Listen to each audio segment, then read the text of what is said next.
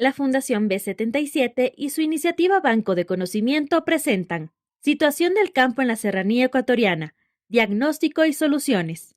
En esta ocasión, Giuseppe Tonello nos hablará sobre la realidad agrícola desde un enfoque campesino. Bueno, yo comienzo, si comparte la pantalla, Carlos, el documento que he presentado, ¿no? Le voy a decir ya que yo tengo una lectura desde los campesinos, digamos, y las lecturas de la realidad agrícola de la serranía ecuatoriana, de la realidad agropecuaria, tiene diferentes enfoques, digamos. El mío, yo he trabajado siempre con los campesinos, por lo tanto, ustedes sentirán este corte en las expresiones que voy a presentar. Y comienzo con decir que el Ecuador es un país riquísimo. Yo diría uno de los más ricos, de lo poco que yo conozco. Yo nací en Italia. Ecuador es mucho más rico que Italia. En todo, si podemos pasar, digamos, ¿no? Porque en Ecuador hay todos los climas, hay todos los pisos ecológicos, hay un océano rico de peces, hay un subsuelo lleno de recursos, pero principalmente, diría yo, hay una población pacífica, trabajadora y emprendedora. Cuando se generaliza, ustedes saben que siempre hay excepciones, pero este es lo que se nota, digamos, estando en el Ecuador. Sin embargo, vamos adelante, en el Ecuador hay muchos pobres y los datos cambian de un rato para otro, ¿no es cierto? En Ecuador hay indigentes, o sea, personas que viven con menos de $1.50 por día. Son el 13% de la población. Y hay pobres, es la gente que tiene entre $1 y $2.50 por día, y es otro 16% de la población. Y diré que en estos últimos años, esto 13 y este 16% han ido creciendo, porque los indigentes habían llegado al 8% y los pobres estaban cerca del 12%. Y la tendencia parece que no ha terminado. Estamos entonces hablando de cerca de 5 millones de habitantes, el 30% de la población nacional, un poquito menos, que enfrenta serias dificultades.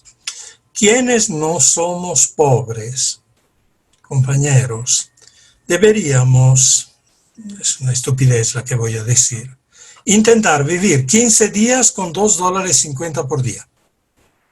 Y entonces tendríamos autoridad moral para dar juicios, ¿no es cierto?, para criticar, para decir cosas que las estamos diciendo con mucha frecuencia. Ya. La mayor parte de los pobres e indigentes viven en las áreas rurales y en los barrios marginales. Y también la gente que vive en los barrios marginales es gente que ha venido del campo. En 1970, cuando yo llegué a Quito, Quito tenía 350.000 habitantes. Hoy, Quito con los valles tiene 2,5 millones de habitantes y es fruto de la gran inmigración que ha habido. En el campo hay zonas especialmente habitadas por indígenas con más del 50% de niños y niñas desnutridos. Y la desnutrición infantil, ustedes saben que trae consecuencias durante toda la vida. Aunque el día de mañana uno que ha sido desnutrido, especialmente en los primeros 5 años de su vida, aunque el día de mañana tenga para comer todo lo que quiera, los vacíos de esos 5 años se los seguirá llevando a cuesta. Para cuestionarnos un poco, ¿cómo se explica que un país rico como el Ecuador esté lleno de pobres? 3 personas sobre 10 son pobres. ¿Cómo se explica que los campesinos que siempre han trabajado mucho sigan siendo pobres? Y hay una expresión aquí ya, los campesinos siempre han trabajado mucho. Y hay un montón de explicaciones para justificar esta afirmación que yo hago, un montón de demostraciones. ¿Cómo se explica que los hijos de muchos productores de alimentos sean desnutridos? Y las explicaciones son históricas, son culturales y son estructurales. Es largo entrar en cada uno de estos puntos, a dar cada una de estas explicaciones, pero recuerden ustedes que venimos de la colonia, que venimos de la hacienda. Cuando yo llegué en 1970 en el Ecuador, un día de trabajo en una hacienda se pagaba 5 sucres. Quien tiene buena memoria sabe que 5 sucres eran en ese tiempo 20 centavos de dólar. Esto era lo que ganaba un campesino que trabajaba un día entero. Y eso ha dado lugar a los procesos de acumulación de capitales, ¿no es cierto? Procesos nacidos de la explotación. 5 sucres un día de trabajo, 20 centavos de dólar. Estoy hablando de hace 50 años. No estoy hablando de cuando llegaron los españoles, ¿no? Ya. La agricultura en el Ecuador tiene 3 caras bien marcadas. Hay una agricultura que produce solo para la subsistencia de la familia y la comunidad, especialmente en la sierra. Y generalmente los campesinos que están metidos en esta agricultura son minifundistas. Hay una agricultura que produce también para el mercado local, regional y nacional, sea en la sierra, sea en la costa, sea en la Amazonía. Hay una agricultura que produce para la exportación, especialmente en la costa, y generalmente esta agricultura se establece en latifundios. La sierra del Ecuador produce para la exportación flores y brócoli. Para el mercado interno produce cereales, leguminosas, tubérculos, hortalizas, frutas, pastos, leche, huevos, carne, lana, hierbas aromáticas y medicinales y un montón de otras cosas, digamos, que ustedes bien conocen y que están en este momento llenando nuestros mercados. Estos productos son buenos y abundantes y casi nos garantizan la soberanía alimenticia como país, pero significan poco en la economía nacional. Yo he quedado asustado y me han confirmado que es así. En la provincia de Pichincha, la producción agropecuaria representa apenas el 4% del PIB nacional. He ido a buscar algunas explicaciones. El PIB, el Producto Interno Bruto de la provincia de Pichincha, es viciado porque muchas compañías petroleras tienen su matriz, su sede aquí en Quito y por lo tanto todas sus operaciones se registran aquí, pero hay la presencia de todos los ministerios y esto hace aumentar muchísimo el resto del movimiento financiero y de productos y de riqueza en nuestra provincia. Pero 4% significa lo que se produce aquí por la agricultura. ¿Cuáles son las causas de la pobreza rural? Los campesinos tienen poca tierra, muchas veces de mala calidad. En el Ecuador hay 530.000 familias minifundistas. No son datos actualizados. Ustedes saben que son un montón de años que no se hacen censos agropecuarios. Debía haber uno ahora en noviembre, pero evidentemente ha sido suspendido, ¿no? Estas familias minifundistas tienen un promedio de 1.3 hectáreas de tierras y muchas veces son los ex-suasipungueros.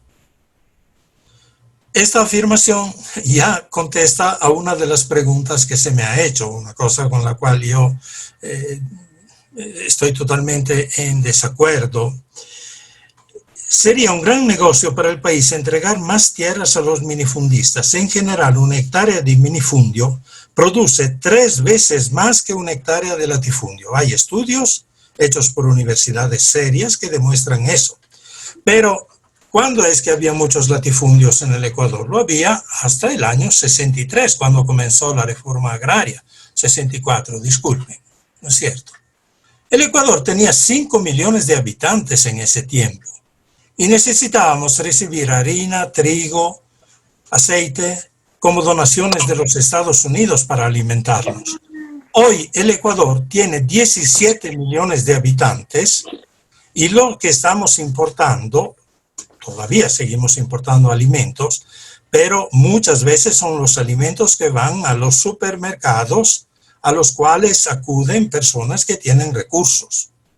Los alimentos de nuestros mercados son todos producidos por los minifundios y por lo tanto tienen una función fundamental en el país, los pequeños campesinos, la agricultura familiar. Muchas tierras de la sierra, otra razón por la cual hay pobreza rural, Muchas tierras de la sierra no tienen riego. Esto causa la pérdida de cultivos, el sufrimiento de los animales que no engordan y frecuentemente la posibilidad de una sola cosecha por año, cuando el clima que tenemos podría permitir, si hay agua, tener por lo menos 2, pero hasta 3 cosechas por año. Un tema que depende esto de las personas más que de las circunstancias. La producción y la productividad son escasas. Vacas que producen 5 litros de leche por día, especialmente en la costa. En la sierra ya estamos, incluso las vacas pequeñas de los campesinos, superando los 10 litros, se llega a los 15 litros. En las haciendas ustedes saben que se llega a los 30, 35, 40 litros de leche por día. Pero los campesinos dicen, mi vaca da pena, no da leche, ¿no? Ovejas que producen, ahora que ya ha habido un mejoramiento genético, 6, 8 kilos de lana por año. Hace 40 años producían 2 kilos de lana por año. Pero en Argentina, en Uruguay, en Australia, las ovejas producen entre 15 y 18 kilos de lana por año. En el Carchi se produce el doble de papa por hectáreas que en la provincia de Chimborazo. En Pasto producen mucho más de lo que se produce en el Carchi. Esto son algunas pequeñas indicaciones sobre el tema de la producción y de la productividad, ¿no es cierto? Otro tema grave es que muchos productos salen para los mercados sin valor agregado. Yo de esto hablo más ampliamente para ver qué significa. Una tercera causa de pobreza: los productores no diversifican, innovan poco y no ponen atención a las exigencias cambiantes del mercado moderno, ¿no? Copiamos, hacemos lo mismo. Tu papá sembraba papa, yo siembro papa, tú siembras papas, tus hijos sembrarán papas, en fin, ¿no es cierto? O si es maíz, etcétera. Nosotros tenemos una propuesta para la diversificación total en la agricultura, de la cual hablaré más adelante. Por otro lado, los campesinos están expuestos a todos los riesgos del granizo, de las heladas, de las sequías, de los repentinos cambios de precios, ¿no es cierto?, de los cambios de gustos de los consumidores, vienen informados siempre tarde, etcétera, ¿no es cierto?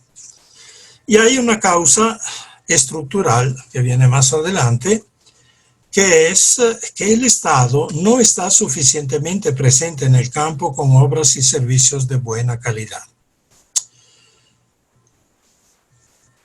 Me refiero a caminos, energía eléctrica, agua potable y de riego, escuelas y colegios, centros médicos, mercados y centros de acopio, comunicaciones, capacitación, asistencia técnica, crédito, apoyo para la comercialización. Cuando oigo, es hora de que terminemos con el paternalismo hacia los indios, hacia los campesinos, estoy mal, porque yo vivo en la ciudad y no he cargado postes para tener energía eléctrica en mi casa.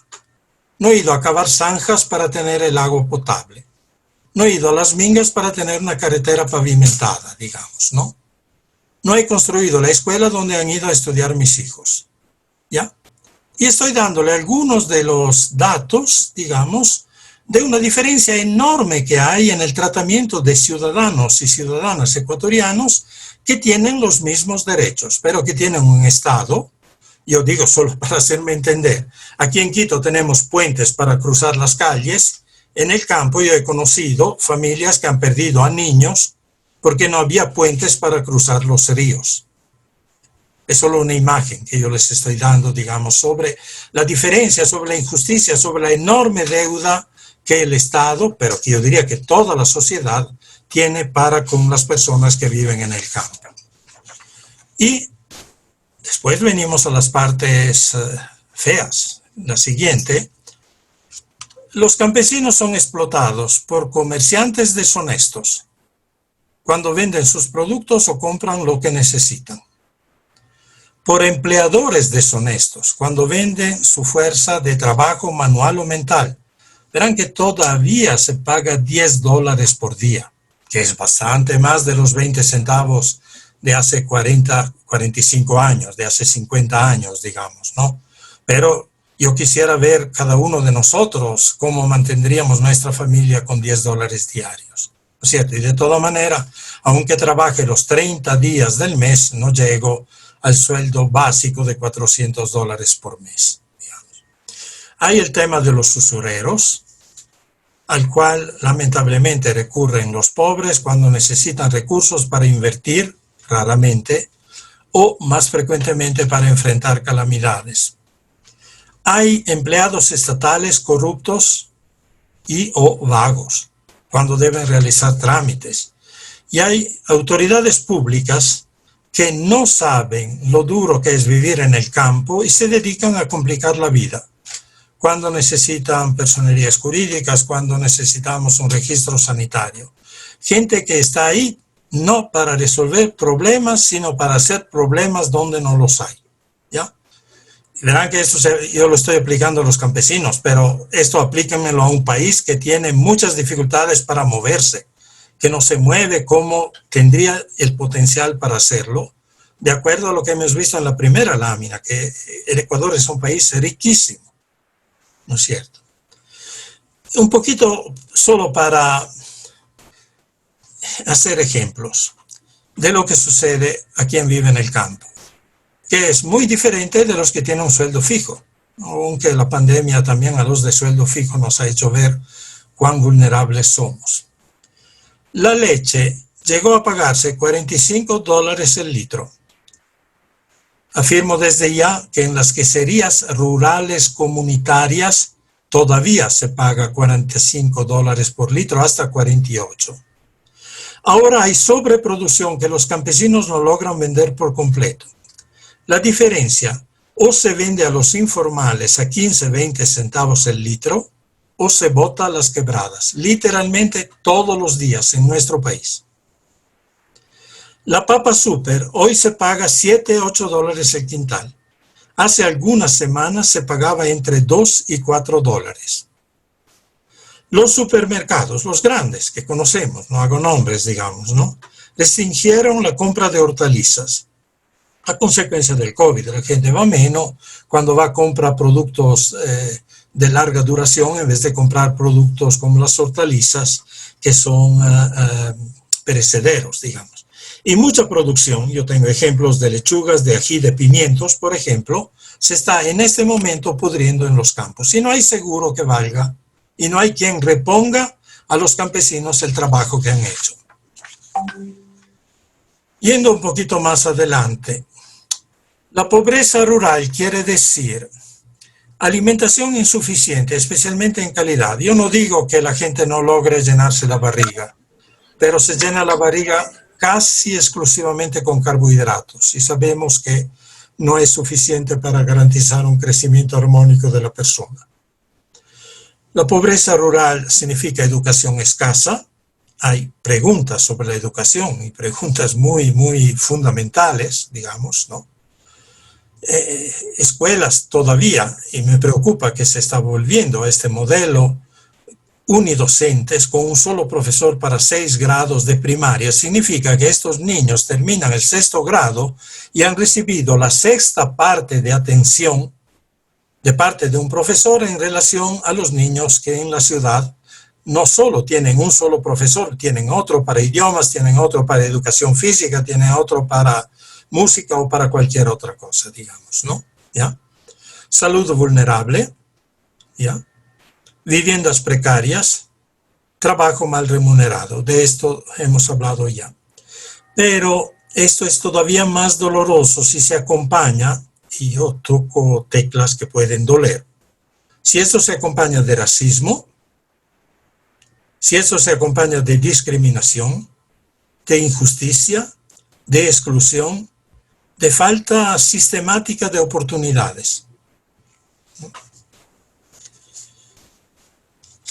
Bien, para que no me tiren piedras, ninguna de las afirmaciones anteriores puede generalizarse. Como hay cosas y personas que hacen problemas, hay también cosas y personas que resuelven problemas.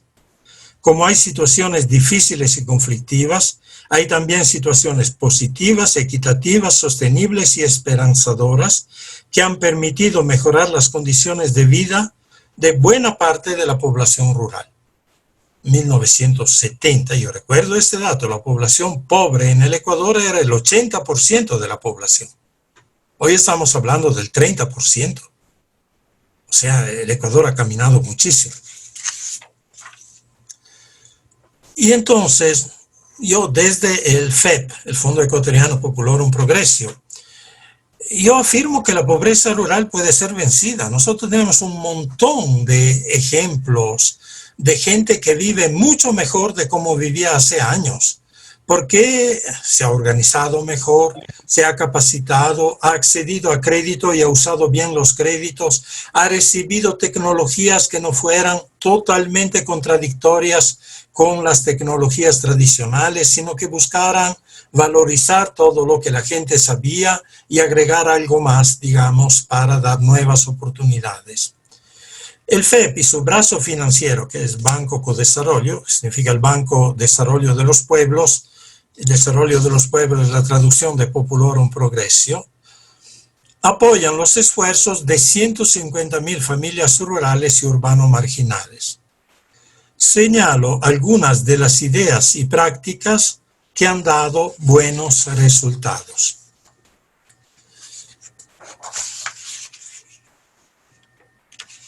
El desarrollo rural no se limita al desarrollo de la agricultura, ganadería y actividades conexas. Si pensamos que en el campo solo hacemos agricultura y ganadería, nadie parará la emigración del campo a la ciudad. Y esto también toca una de las preguntas que se planteó, digamos, ¿no es cierto? Debe tomar en cuenta la vida rural todas las necesidades insatisfechas de un territorio y por lo tanto debe abarcar los tres sectores de la economía. Y voy a ver lo que se puede hacer y si ustedes quieren puedo dar nombres de lugares donde estas propuestas nuestras hemos podido implementarlas y implementarlas con buenos resultados. El sector primario de la economía, o sea, la agricultura, la ganadería, la silvicultura, le han agregado la pesca y la piscicultura también, ¿no es cierto? Pero estamos hablando de la sierra, piscicultura hay, pesca no mucha, ¿no? Que es el punto de partida para cualquier desarrollo. Y los verbos fundamentales, verbos significan acciones, son estos. Aumentar producción y productividad. Ustedes recuerdan que coincide con alguno de las causas de la pobreza que he tocado antes. Diversificar la producción en cada territorio y en cada finca.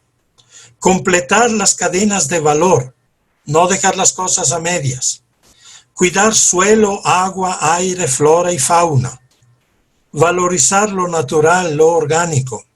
Nuestra agricultura, salvo la agricultura de la costa, especialmente de frutas, no tiene la capacidad en granos de competir con las grandes extensiones de Argentina, de Estados Unidos, de Brasil. No podemos competir en soya, en maíz para exportar. Podemos tener productos de mejor calidad para nuestra alimentación, esto sí, digamos, ¿no? Pero si logramos especializar, yo lo digo desde una experiencia de exportación que estamos haciendo, nuestra producción en lo orgánico, ¿no es cierto? Y ustedes saben que lo orgánico vale más que los productos convencionales cultivados con productos químicos, ¿no? Si logramos esto, tenemos amplio espacio en el mercado. En este momento, nosotros no estamos en capacidad de satisfacer toda la demanda que tenemos de productos orgánicos, que repito, se pagan más que los productos convencionales.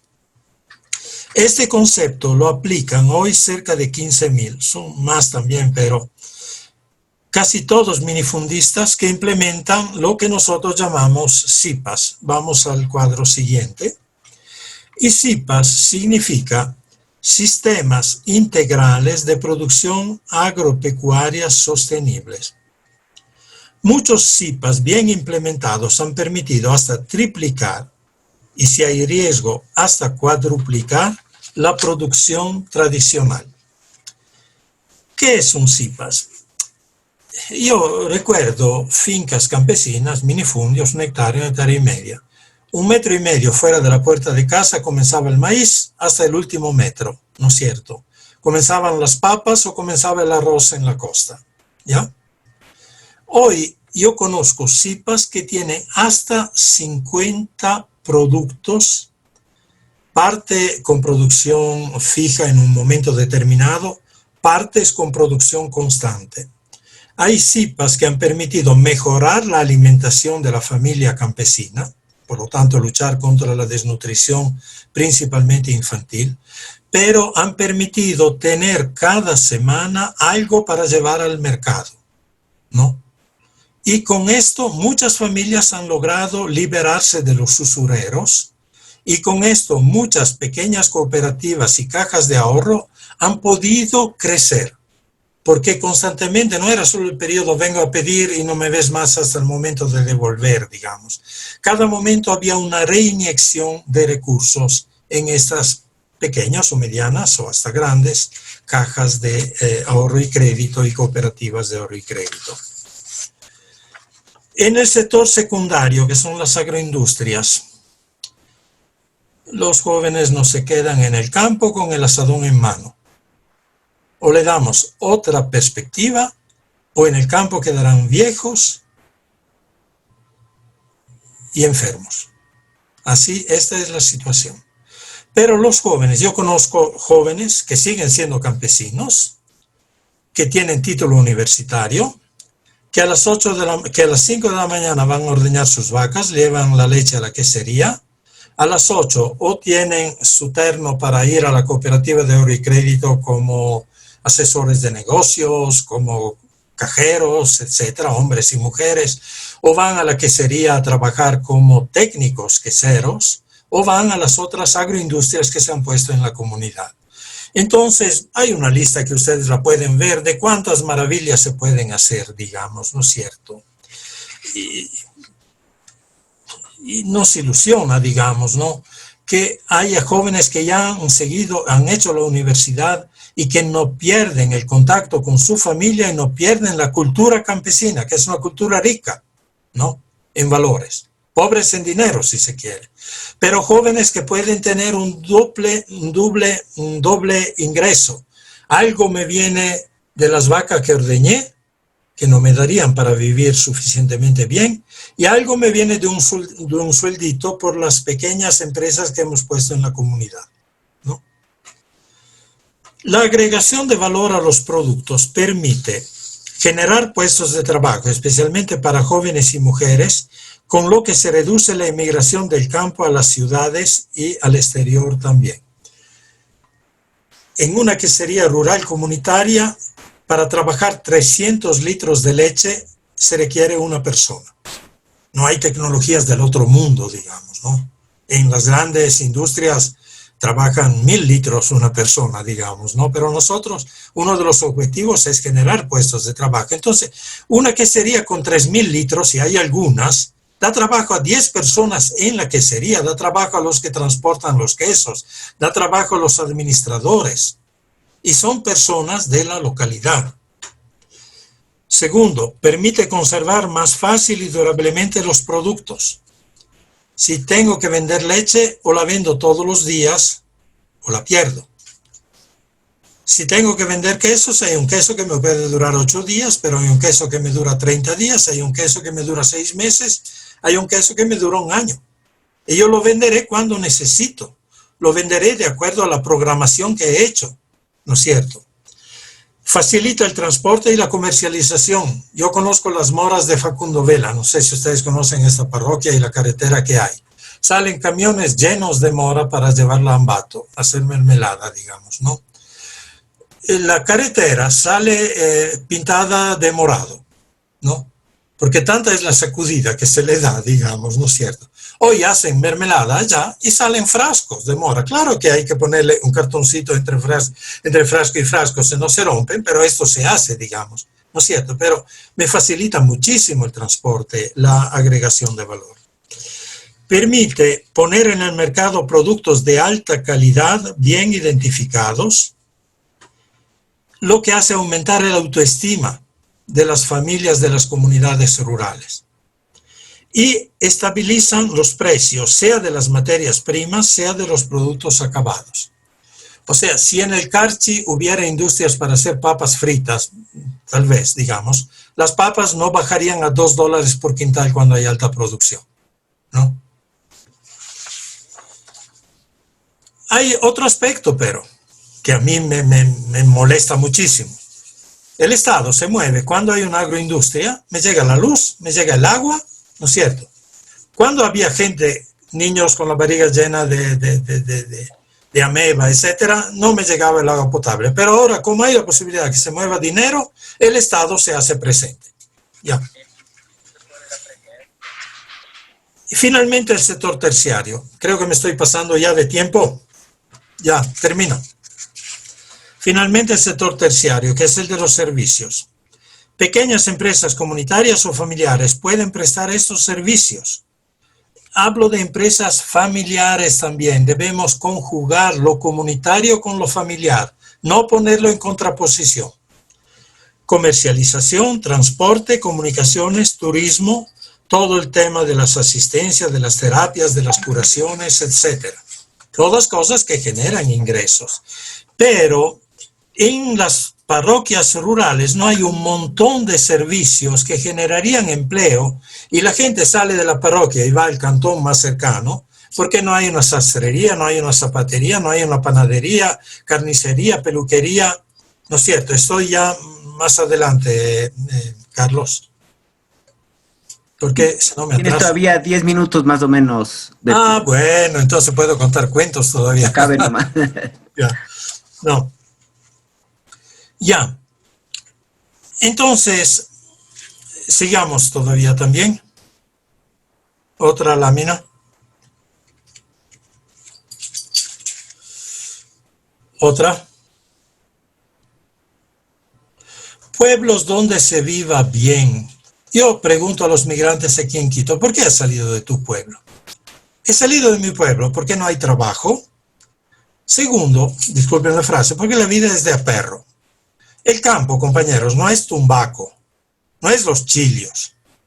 El campo, yo no sé quién conozca Angamarca, yo no sé quién conozca Tiputini. Este es el campo, compañeros y compañeras, para tener una idea, digamos, ¿no es cierto?, de lo que queremos decir cuando hablamos de campo. No Angamarca aquí al ladito del Tingo, no. Hay un Angamarca en provincia de Cotopaxi, ¿ya? Hay un Chuchilán, etcétera, ¿no? Pero no hay todos esos servicios. Esto es un flujo constante de dinero que sale del pueblo, pobre, para ir a concentrarse en una cabecera cantonal o provincial donde hay menos pobreza, ¿ya? Y deberíamos tener personas capacitadas para hacer bien esto. No hay ni quien corte pelo a veces en parroquias rurales. Y cada vez que uno sale para cortarse el pelo son $3 que salen de este pueblo para ir a la ciudad, ¿no? Bueno, entonces, soñamos pueblos rurales en los cuales se pueda vivir bien, porque hay trabajo rentable para todo. No estoy diciendo remunerado, no estoy diciendo trabajo dependiente, trabajo rentable. O sea, puedo ser campesino, pero me rinde. Hay la presencia del Estado con infraestructura, servicios y jurisdicción, servicios de justicia. Hay una vivencia de la cultura, hay amor por la naturaleza, hay espíritu comunitario y hay una belleza social y ambiental. Pueblos con estas características soñamos, digamos, ¿no? Y para que esto suceda, las comunidades y familias deben controlar su movimiento financiero mediante una cooperativa de ahorro y crédito, seguimos, una caja rural o un banco comunitario. Entonces, pasaremos de una economía que concentra la riqueza en las ciudades a una economía circular que estimula el desarrollo incluso de localidades pequeñas, descentralizadas y aisladas. Hoy en el Ecuador hay dos grandes flujos de riqueza, de dinero y de productos, Quito y Guayaquil, con flujos menores, pero los flujos finales son allá, ¿no es cierto? ¿Ya? Junto con estos flujos, especialmente el flujo de la riqueza, hay el flujo de las personas. Por lo tanto, si no descentralizamos la riqueza del país, nadie le pone un freno a la inmigración. ¿Ya? Yo esto, si pudiera decírselo a Trump, se lo diría, digamos, ¿no? Puede ser los muros que quiera. Si no hay posibilidades de vivir mejor en el sur del mundo, quisiera decírselo a los europeos, que ven un montón de gente morir en el Mediterráneo, ¿no es cierto? Y piensa que obstaculizando la llegada de esta gente se resuelven los problemas. Los problemas se resuelven sobre las bases del desarrollo local, del desarrollo territorial. Esto dentro de nuestro país, pero esto también en relación con las relaciones norte-sur del mundo. Entonces, la cooperativa de ahorro y crédito, digamos, capta el dinero local. El dinero local, si no hay la cooperativa de ahorro y crédito, sale afuera. Va a la cabecera cantonal, va a la cabecera provincial, va a Quito, va a Guayaquil. Sepan ustedes, si son datos oficiales de la Superintendencia de Bancos, que nuestro ahorro, el 25%, está en el exterior. De cada $4 que nosotros ahorramos en un banco tradicional, verán que yo también soy presidente de un banco que no hace estas cosas, 1 está en el exterior. Nosotros estamos trabajando para financiar la deuda pública de Estados Unidos. 1 está en el exterior, de $4 que nosotros ahorramos. Esto es invertir los flujos de la economía. ¿Ya? Dejar el dinero donde se lo genera. Dejarlo en el campo, por lo tanto. Recoger dinero donde hay mucho y llevar donde hay poco.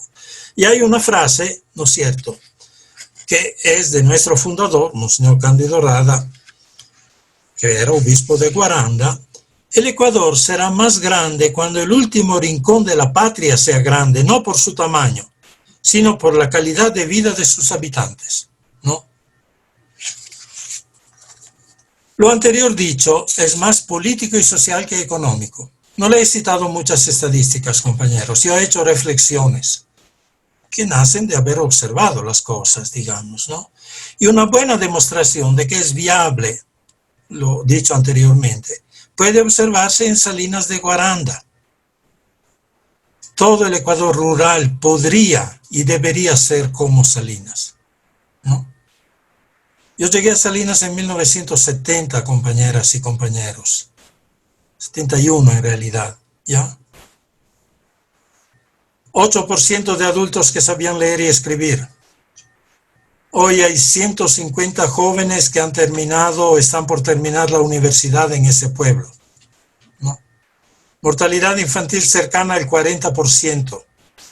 Ausencia total de jóvenes que estaban todos en la costa para las zafras o para las cosechas de café y de cacao. Eso era hace 50 años.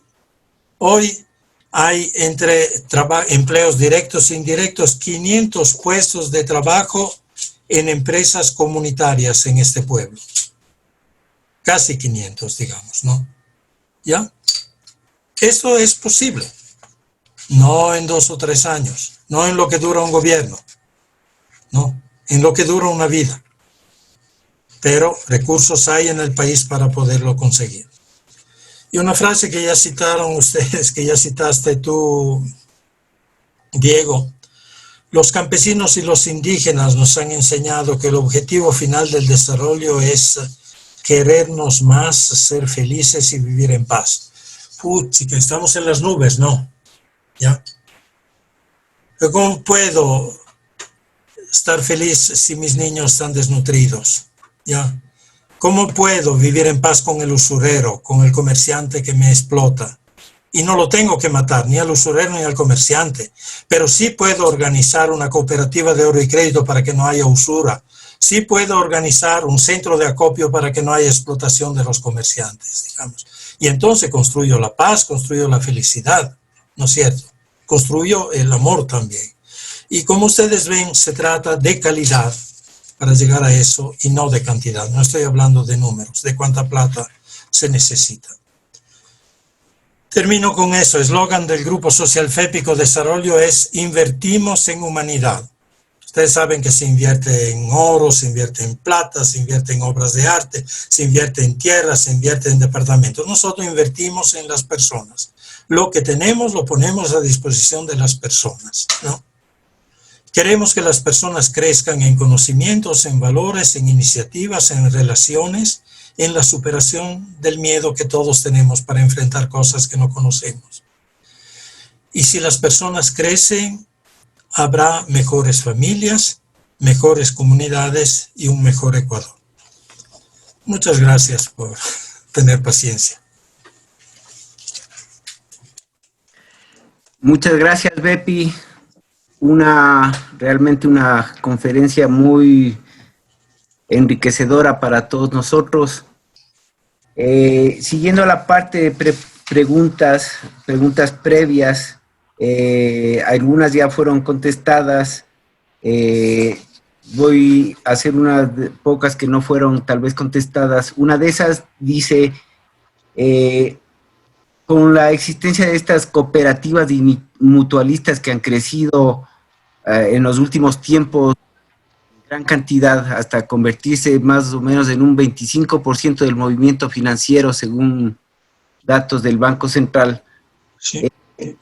El problema que vemos que puede existir es la falta de regulación y control de estas cooperativas.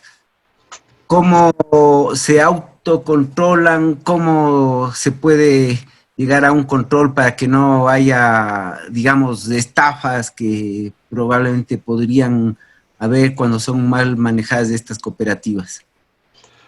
De repente se oye algunos casos, digamos, ¿no?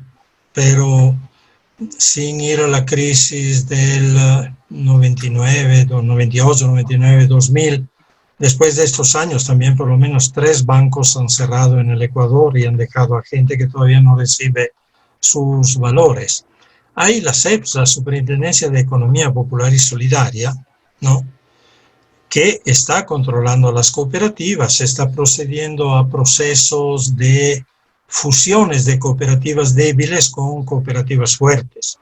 Un proceso sobre el cual nosotros no estamos del todo de acuerdo, no tanto por favorecer que haya cooperativas débiles, digamos, sino porque nuestra visión del desarrollo local supone que haya presencias de entidades financieras en todos los lugares, digamos, ¿no?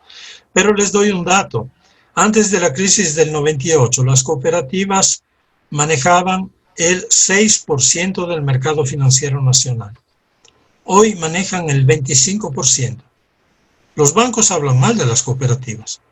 Y ustedes saben que es más fácil que un periodista le escuche al gerente de un banco que al gerente de una cooperativa, ¿no? Entonces, yo oigo a veces hablar mal de las cooperativas y no me parece que deba haber mayores preocupaciones. Sí ha habido en cooperativas casos de falta de honradez, o sea, gente que se ha ido con la plata, ¿no es cierto?, que ha robado, ¿no es cierto? Y ha habido también casos de mala administración, más por ignorancia, no por mala fe, digamos, ¿no? Las dos cosas se han dado. Pero me parece que son situaciones muy controlables y muy limitadas, ¿no? Las cooperativas son bancos de comunidad, son entidades financieras de comunidad. No estamos de acuerdo con algunas decisiones de la superintendencia, porque en una cooperativa la gente debería conocerse, es el control social el que debe hacer que las cosas funcionen bien. Pero recién la cooperativa Musucruna de Ambato absorbe la cooperativa Mascope de Cuenca. ¿Quién se conoce? ¿Es cooperativa o es empresa financiera? ¿No? La cooperativa Artesanos de Ibarra absorbe la cooperativa Gramen de Lago Agrio. ¿Alguien se ha visto antes? O sea, nosotros queremos que la cooperativa sea un lugar donde las personas pueden crecer, donde se descubren nuevos dirigentes, donde hay la visualización clara de la problemática y de las potencialidades del lugar, ¿no? Entonces, estamos de acuerdo con que haya control, ¿no es cierto? Como FEP y como Codesarrollo. En Codesarrollo tenemos un departamento, una gerencia, se llama solo para las cooperativas, para el fortalecimiento no para la finanza con las cooperativas, para ver cómo fortalecemos, y como FEB también hacemos mucho trabajo y queremos que estas entidades populares, ¿no es cierto?, que no reparten utilidades, sino que las capitalizan para que la economía del territorio pueda crecer, tengan cada vez más fuerza.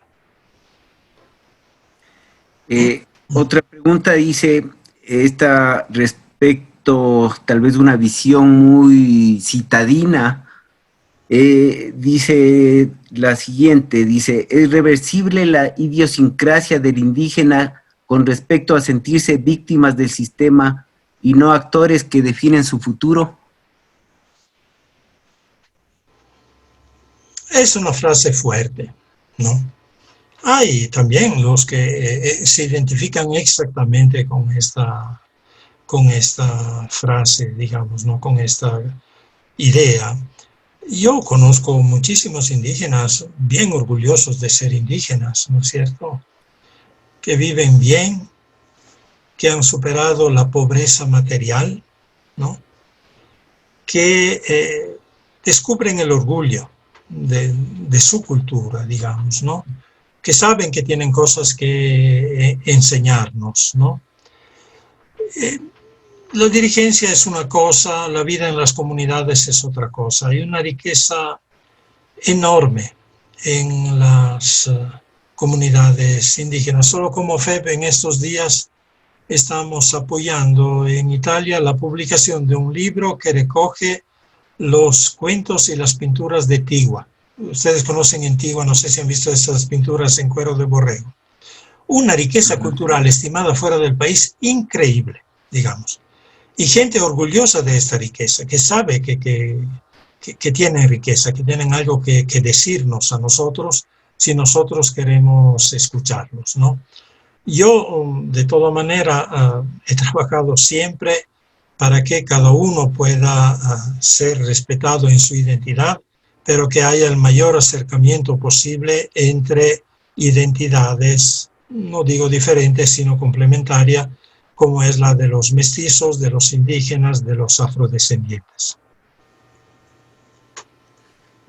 Otra pregunta se refiere a si es replicable los trabajos que has hecho en la serranía ecuatoriana, son replicables en la costa, con la idiosincrasia del campesino costeño es muy diferente a la del serrano. Tenemos más dificultades para trabajar en la costa, ¿no? Hay valores en la población de la costa, hay una espontaneidad, hay un sentido de la acogida, hay un sentido de la proximidad, digamos, que a veces no encontramos siempre en la sierra, ¿no?, en la población andina. Pero en la costa tenemos dificultad para encontrar disciplina, previsión, o sea, proyectos de largo plazo. ¿Cómo se puede explicar? Puchica, en la costa una papaya la encuentro a lo largo del camino, si quiero, ¿no?, y me saco el hambre. Yo he trabajado con pescadores, ¿no? El pescador no siembra. Muchas veces en la costa también se puede tener producción casi sin haber hecho todo el trabajo que requiere lo que se cultiva en la sierra. Esto trae rasgos culturales, menos programación, diría, menos disciplina, ¿no es cierto?, menos exigencia. Nosotros tenemos serias dificultades en la costa, por ejemplo, para conseguir que la gente asuma con responsabilidad el crédito, ¿no? La gente de la sierra, frente a un crédito, siente que es su honra la que está en juego. Es un honor para mí poder cumplir puntualmente el compromiso que he tomado. En la costa se sienten mucho más libres frente a eso, ¿no? Y esto trae que también los recursos que se ponen a disposición sean menores, ¿no? Y entonces yo desearía decir que nos falta encontrar una metodología de trabajo que comprenda profundamente, se adapte, acepte todos los valores que hay en la costa, que son lindos, son bellos, digamos, ¿no es cierto?, pero que son diferentes de los de la sierra. Nosotros, FEP, hemos nacido entre Quito y Guaranda, digamos así, ¿no es cierto?, y somos más una expresión de la mentalidad serrana. No digo que sea mejor, ¿no es cierto?, digo que es diferente. Ya. Otra pregunta se refiere a los problemas en la educación, agravados ahora con lo de la pandemia y en épocas de teleeducación hay miles de niños campesinos que están completamente fuera del sistema educativo. Tremendo. ¿Hay alguna tremendo, posible solución? Tremendo, tremendo. Y el estado impávido, me parece, ¿no? Es que pongamos antenas, pongamos rápido, por Dios, para hacer negocios, sea Claro, sea Movistar, donde ven que hay en un pueblo la posibilidad de que 200 personas compran su teléfono, te paran una antena de 20 metros de alto, digamos, ¿no? ¿Ya? En otros lugares donde no hay negocio, ¿ya? O sea, es tremendo lo que está pasando. Tendremos chicos dentro de años que llegarán a la universidad y llegarán con vacíos, ¿no? Ustedes saben que en junio todo el mundo pasó de año, ¿no? Nadie perdió el año. En la costa tampoco. Me imagino que ahora en enero, cuando terminan, alguien va a perder el año. No hay un juicio, por lo tanto, no hay una valoración. Si bien conozco profesores muy esforzados, muy exigentes, ¿no?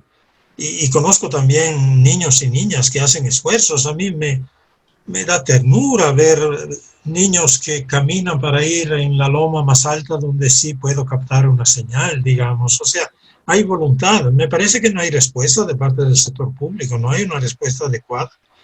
Y sí hay que sacudir, ¿no? Ustedes saben cuántos errores estamos reprochándole al sector público, pero que haya errores en el campo de la salud y de la educación son errores que se repercuten directamente en la vida de las personas. Si hay errores en la economía, tocan menos la vida de las personas que los errores que se hacen en el campo de la educación y de la salud. La última de las preguntas previas sería: ¿qué tipo de acción o proyecto de apoyo al campo le parecería más efectivo llevar a cabo por un grupo de profesionales parecido al B77? Yo desearía invitarles a conocer un poquito más primero, ¿no es cierto?, para poder apreciar, digamos. Decir que son vagos, que son borrachos, que son peleones. Hay vagos, borrachos y peleones, pero lo hay en la ciudad y lo hay en el campo, digamos, ¿no?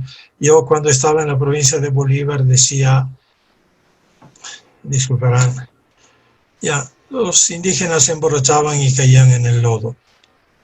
Los hacendados se emborrachaban y caían en las alfombras. Iguales. Cambiaba el lodo en la alfombra, igual se emborrachaban, ¿no? ¿Ya? Entonces, conocernos un poquito mejor, digamos, ¿no? Para apreciarnos, para ver qué posibilidades hay. Pero en el campo práctico, hay todo un esfuerzo para posicionar productos de los campesinos, de las empresas. Se conoce el salinerito, por ejemplo, por la calidad de sus productos, pero ¿cuántos otros hay? Si pudiéramos comprar un poquito más, digamos, productos de la economía campesina, sería un aporte para que haya menos inmigración, ¿no? Si pudiéramos, yo se lo digo así, mirándolos un poco, bueno, veo a pocos, pero pensar en algunas acciones de voluntariado, ¿ya? Yo creo que los venezolanos nos han causado más molestias que interés, ¿no? Pero, gente, hay sufrimientos indescriptibles. Hay muchísima gente buena, hay también bandidos, ¿no? Pero hay muchísima gente buena que necesita que abramos algunas puertas, no necesariamente recibirlos en casa, pero que veamos, que intentemos unirlos, decir, hay otras perspectivas, hay otras posibilidades. Pero toco el voluntariado. Yo estoy trabajando en la Fundación Tierra Nueva, que fue constituida por Padre Carollo. Algunos de ustedes ciertamente lo han conocido. Tenemos 65 niños y niñas con discapacidad grave, severa, que necesitan voluntariado. Bueno, en este momento no podemos ni atenderlos a causa del COVID, cada uno está en su casa, pero vamos a sus casas siempre a visitarlos con profesionales. Podría darle un montón de situaciones, de ejemplos, ¿no es cierto?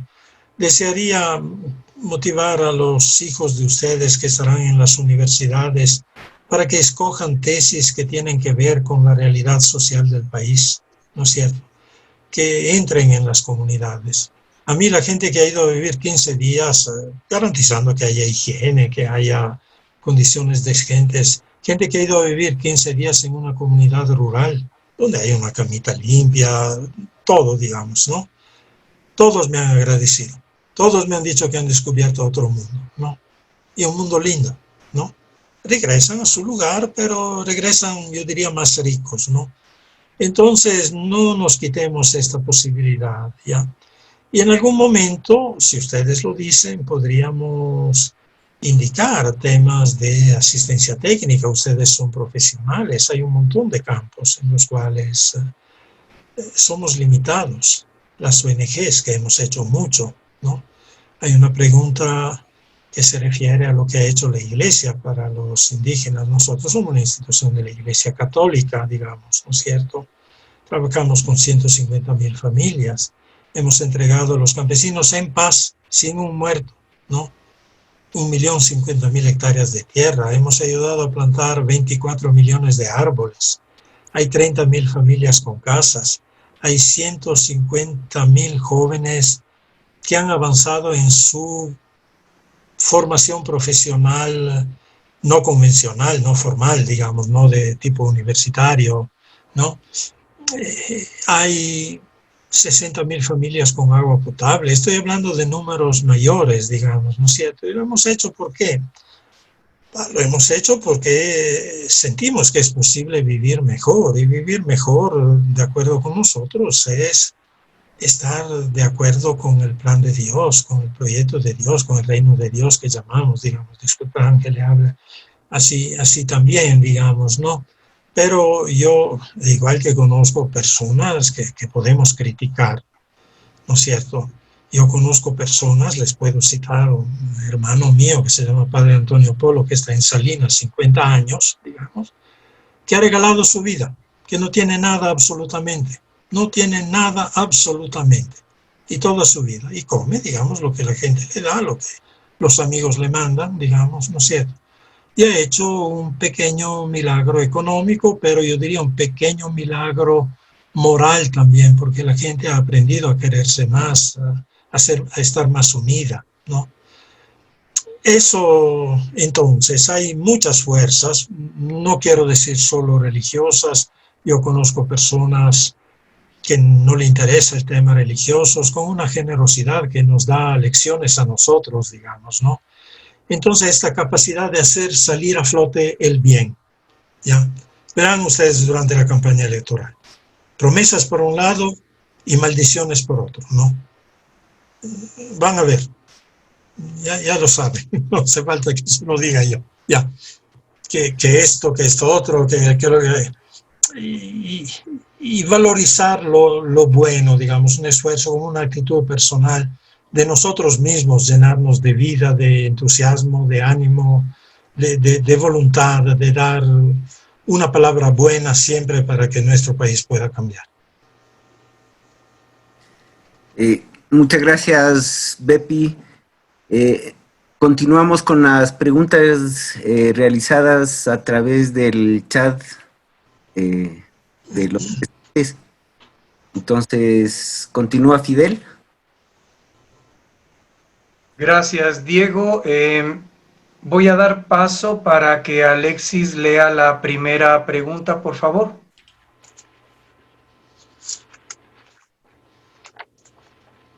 Sí, primero felicitarte, Bepi, por haber explicado en palabras muy sencillas una realidad que es realmente triste, ¿no? Y simplemente hacer una observación. Personalmente, yo no creo que hay errores cometidos en la normativa que se ha generado para el sector rural. Lo que han habido son la creación de políticas excluyentes a nuestros campesinos y a nuestros indios que son de varias nacionalidades. Ese es un tema que podríamos analizarlo en una sesión muy larga. Pero bueno, en fin, la pregunta que la plantea Nelson Almeida es que considero que uno de los problemas graves del campo es la comercialización de nuestros productos. Del precio que se vende el producto al consumidor final, el agricultor a duras penas alcanza el 20% de ese valor. ¿Cómo podríamos revertir esa situación? Es uno de los problemas serios. La agregación de valor resuelve en buena parte este problema, ¿no? No vender leche, sino vender queso, por ejemplo, ¿no?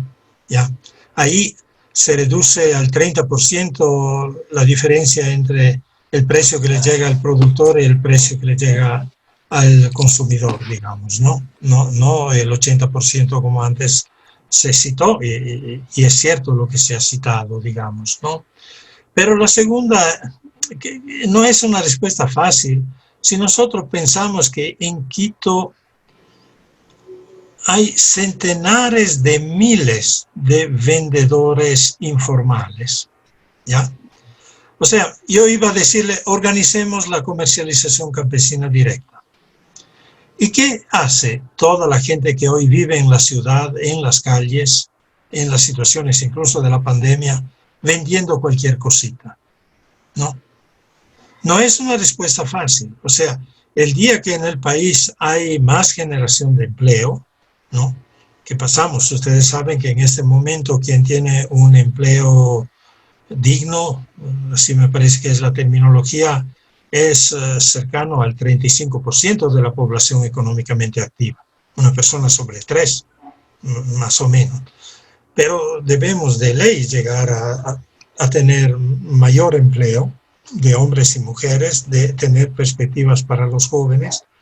Y entonces podremos pensar también en una comercialización diferente que no sea la comercialización que se hace hoy en las calles, como quiera, digamos, vendiendo cualquier cosa, ¿no? Sino con centros de acopio. Nosotros estamos impulsándolos en las comunidades rurales.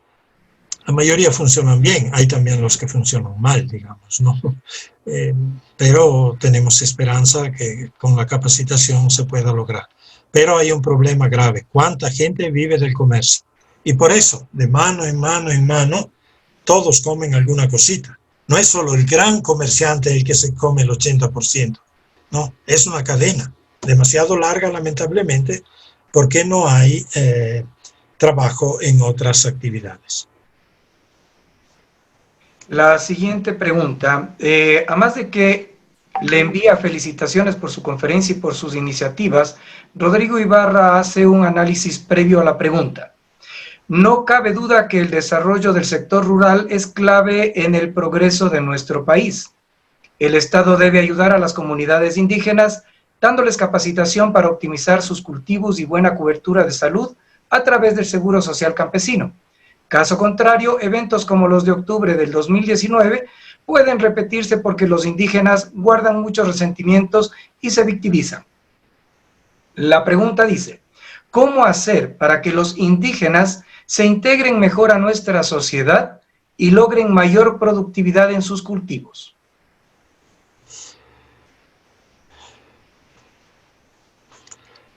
Esos son los temas que yo he tocado, digamos. Yo he señalado que la escasa producción y productividad es una de las causas de pobreza. Yo creo que debe haber cambios de parte y parte. Debe haber cambio desde los indígenas, pero si no cambiamos nosotros también, ¿no? Yo, el mes de octubre pasado, he visto escenas de racismo que en mi memoria ya no estaban desde hace 30 años. Y lo he visto de parte de gente de la ciudad, digamos, ¿no? Eran 30 años que no veía lo que he visto en octubre. Igualmente he visto de parte de los indígenas cosas que yo pensaba que ya estaban superadas. Pero yo pienso que, no es cierto, cada persona debe cambiar los aspectos negativos de sí misma. Pretender cambiar a la cultura indígena me parece que sería un desastre para el país. La cultura indígena, cada cultura es una riqueza. Los indígenas tienen un idioma. Los indígenas son todos bilingües, a lo menos los hombres, ¿no? ¿Cuántos de nosotros, los que no han hecho la universidad, son bilingües de la población normal en el Ecuador? Solo por decir un asunto, digamos, ¿no es cierto? Y nuestro juicio es: los indígenas son ignorantes, los indígenas son brutos, los indígenas son sucios, los indígenas... y nadie de nosotros ha probado vivir sin agua potable, nadie... O sea, yo creo que si nosotros cambiamos, lograremos que también los aspectos negativos de la cultura indígena puedan ser superados. Alexis. Correcto. Fidel Tinajero consulta: ¿qué porcentaje de líderes comunitarios cree que han acertado con el verdadero propósito, tanto social como productivo, de la comunidad, a consecuencia de una adecuada política, inclusive gubernamental? Han visto que les he dado pocos números y pocos porcentajes, digamos, ¿no? Pienso que no estamos en el tiempo mejor de la organización campesina, del liderazgo, del compromiso social que hemos tenido en los años 80 y 90. Pienso que incluso el Estado, a través de algunos programas, no ha contribuido a la movilización, sino más bien a la desmovilización entre los indígenas, ¿no? Yo pienso que funcionan los dirigentes, los líderes, que junto a la profesionalidad, esto es, a la capacidad de hacer bien las cosas, agregan también una vocación, y es la vocación de servicio, ¿no? Y es la vocación para la gratuidad. Yo te doy porque estoy mejor que tú y te lo doy, ¿no es cierto? Como recibo la vida, como mis padres no me han presentado la factura de todo lo que me han dado, digamos, ¿no es cierto? Eso es la gratuidad. Como Dios no nos presenta la factura del sol o de la lluvia que nos manda, digamos, ¿no? Entonces, encontrar personas así, que sí las hay, y cuando hay estas personas, las organizaciones funcionan bien, ¿no? Cuando rapidito se nota. Yo he llegado a ser dirigente porque tengo algún interés económico, tengo que favorecer a mis familiares, tengo que favorecer a mis compadres, ¿no? Las cosas no van bien, no van bien. Se pierde la confianza, la comunidad comienza a desunirse, pasan años, pero las cosas no van bien también cuando la respuesta de parte del Estado, de parte de nosotros, incluso de las ONGs, de parte de las entidades de crédito. Tengo que sembrar en noviembre. Te llega el crédito en diciembre. Un funcionario de banco dice: han pasado 30 días. Un campesino dice: han pasado 6 meses, porque no he sembrado cuando debía y no puedo sembrar más, ¿no es cierto? Entonces, hay una complejidad, digamos, en las cosas. Los buenos dirigentes llevan adelante buenas organizaciones. Nosotros trabajamos, lo hemos dicho, con 1.200 organizaciones, son un poquito más también. Yo diría que 1.000 de las 1.200 son organizaciones que ciertamente tienen futuro. Tienen también dificultades. Hay unas 200 que han nacido. Ustedes recuerden cuando había Prodepine, ¿quién se recordará de esta cosa? Cuando había Foderuma, que nacían organizaciones, porque si no estás organizado no te damos la ayuda, digamos. Estas organizaciones han muerto todas. Las que han nacido porque este es nuestro territorio, aquí tenemos que resolver nuestros problemas, aquí nos conocemos, nos queremos, nos ayudamos, ¿no es cierto? Aquí vamos juntos donde las autoridades, etcétera. Estas organizaciones sí siguen viviendo. La siguiente pregunta. ¿Cree usted que la ausencia de soberbia y arrogancia, que son valores propios de las personas humildes, son parte del éxito del proyecto? Pucha, no me haga preguntas difíciles. ¿De cuál proyecto? Del de ustedes. Nosotros hemos buscado tener perfil bajo. No. O sea, nosotros queremos que de nosotros hablen bien los campesinos, no que hablen bien los medios de comunicación o la prensa, ¿no?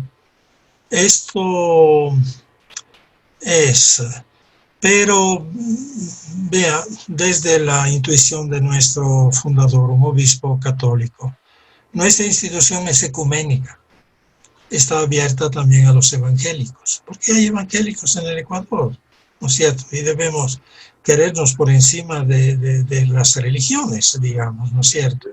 Solo por decirle.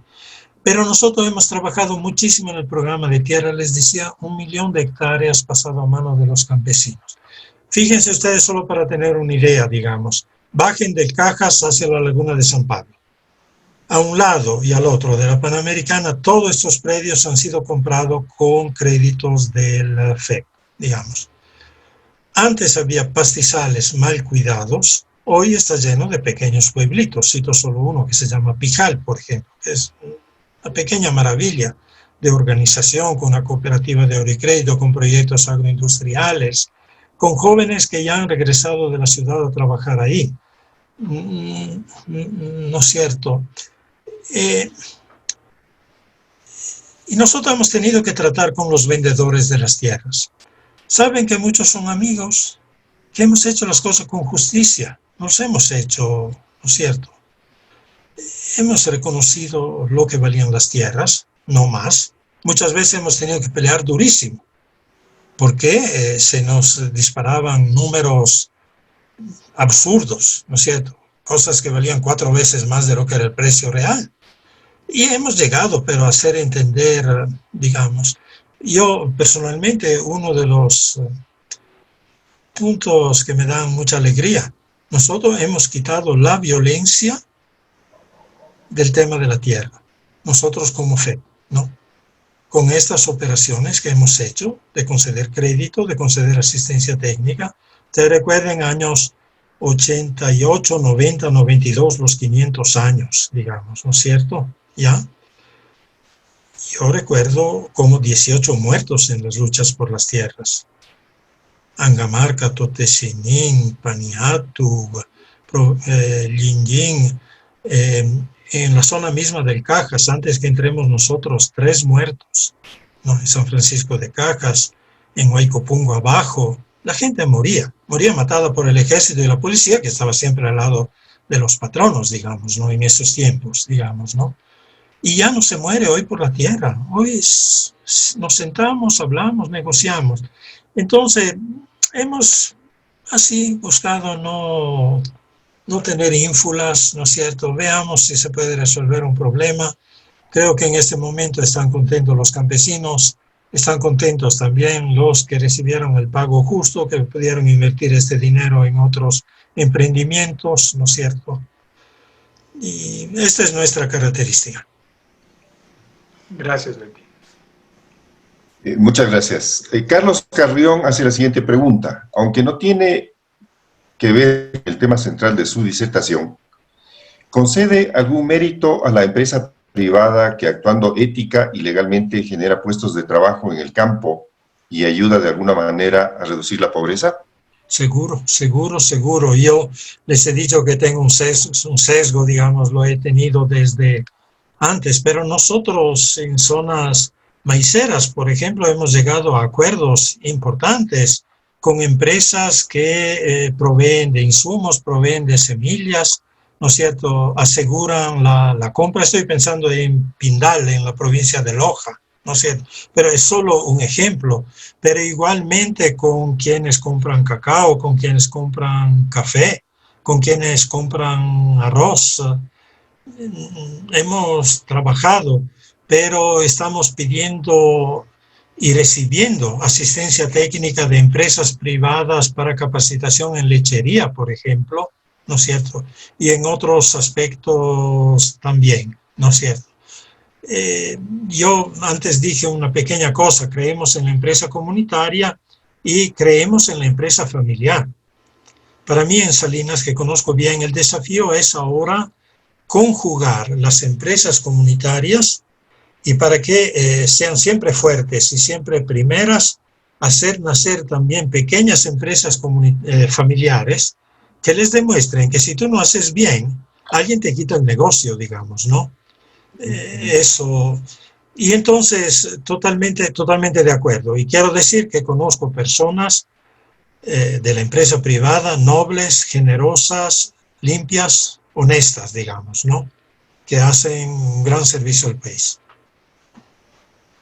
Pero había tomado otro sesgo, digamos, porque me parecía que por ahí tenía que ir, ¿no? Adelante, Diego, por favor. Bueno, ha sido realmente algo muy enriquecedor para todos oírte, Bepi. Te agradecemos un mundo. Sabemos que la problemática del campo tiene muchas aristas, muchos aspectos sensibles para tanto culturalmente como económicamente, pero queremos tener un mayor conocimiento al respecto y ver si podemos poner nuestro granito de arena para lo que te pedimos, que sigamos contando contigo para más proyectos, y tú cuentes con nosotros si tienes alguna idea, alguna cosa en la que podamos aportar. Sabemos que, por ejemplo, la educación es algo primordial para todo el país, pero sobre todo para el campo, ¿no? Tal vez una educación práctica, más técnica, que lo que reciben en realidad los campesinos. Muchas veces los programas de la educación en el campesino son los mismos, qué sé yo, de la ciudad, y eso está totalmente equivocado, ¿no? O sea, hay que redireccionar toda esa parte de la educación, y nosotros como profesionales podríamos dar nuestro granito de arena con eso. Creo que estamos sobre la hora. Ya, solo Diego, si algún rato así les proponemos como FEP una cosa pequeñita en una comunidad aquí cerca de Quito, donde haya también que poner mano a algún recurso económico. Hablo de cosas pequeñas. ¿Piensan que podrían ustedes ser los que llevan adelante esta iniciativa? Estoy pensando en algunas comunidades aquí en el norte de Quito o en el sur. No sé. Sí, totalmente abiertos. Conseguir árboles frutales, por ejemplo, para que la gente se los siembre, pero puede haber un pequeño costo, y sentir que es un proyecto de ustedes, digamos, ¿no? Pero repetir lo que les decía antes: compren productos campesinos. Nosotros como FEB tenemos las tiendas Camari. Es toda cosa. Yo cuando voy en Europa le digo siempre a la gente: o compran nuestros productos o reciben nuestros emigrantes. A ustedes les digo lo mismo: o compran los productos de los campesinos o los campesinos migrarán a Quito, ¿no? Entonces, tómenlo en cuenta. Son cosas buenas, un esfuerzo que se hace y contribuye mucho para que en el campo se pueda vivir mejor. La Fundación B77 agradece tu atención y te invita a seguir visitando nuestro contenido. Síguenos en nuestras redes sociales para comentarios o sugerencias, escríbenos al correo b77fundacion@gmail.com.